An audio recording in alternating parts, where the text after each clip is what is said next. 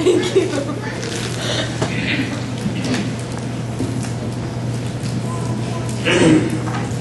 Good evening. Good evening, Mr. Nelson. My name is Andy Nelson. I'd like to take a moment now to welcome all the family, faculty who are here in attendance tonight. It really does mean thank you.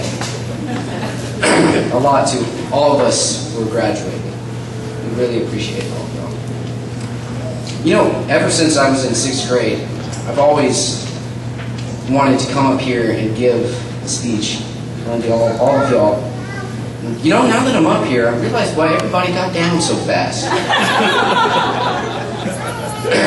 I'd like to start off by telling a story that I wrote to represent our journey through junior high. Once upon a time, in the land of Aristoia,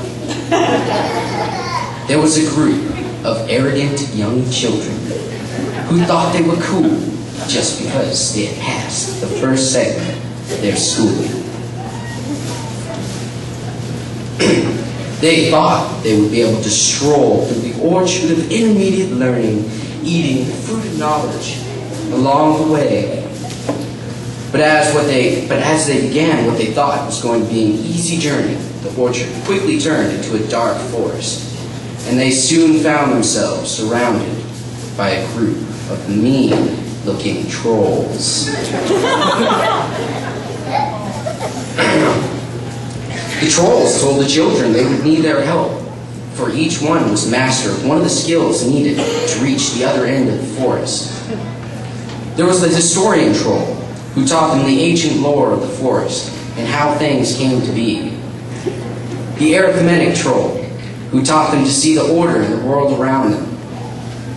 The grammatical troll, who kept the children well versed in the books and writings of the forest.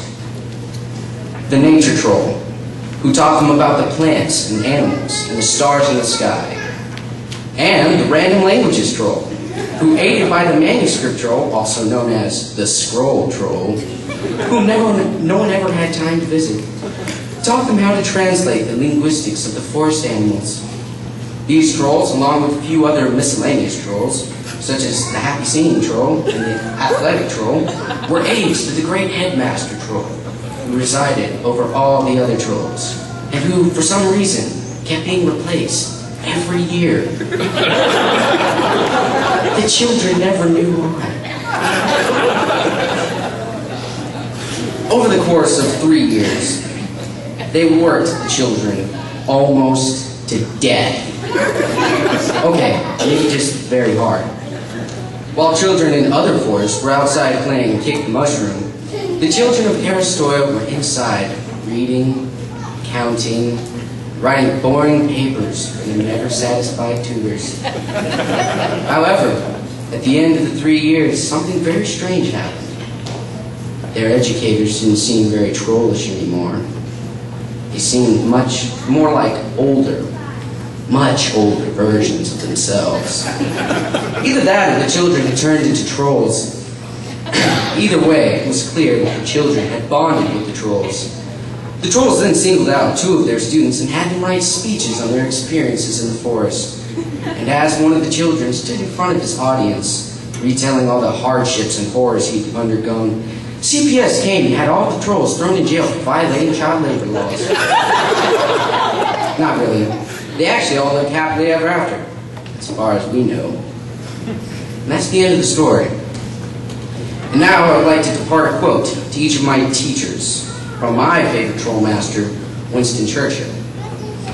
To Mr. B, Churchill said, "The farther backward you look, the farther forward you are likely to see.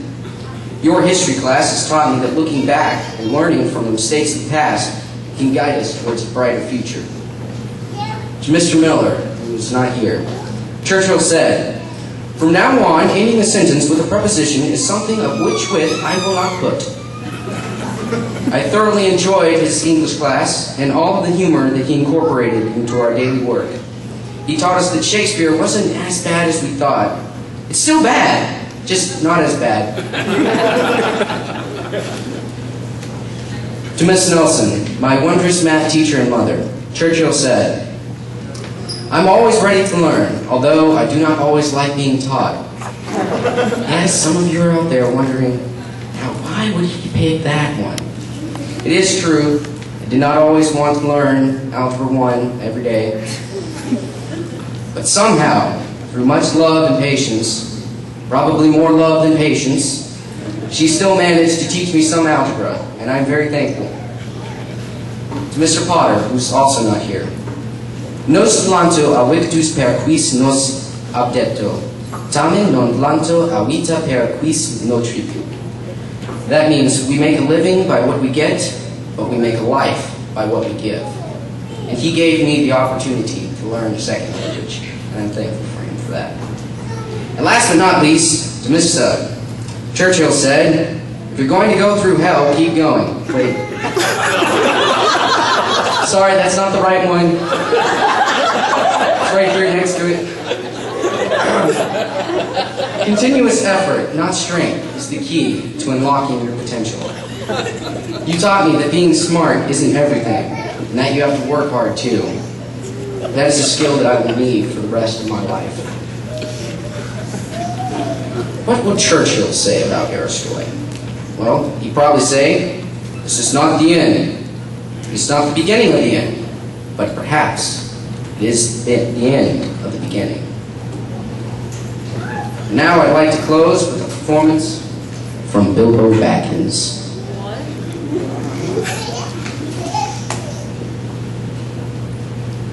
I like less than half of you half as well as I should like.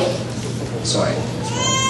I know less than half of you half as well as I should like, and I like less than half of you half as well as you deserve. I have things to do. This off for far too long. I regret to announce this is the end. I'm going now. I bid you all a very fond farewell.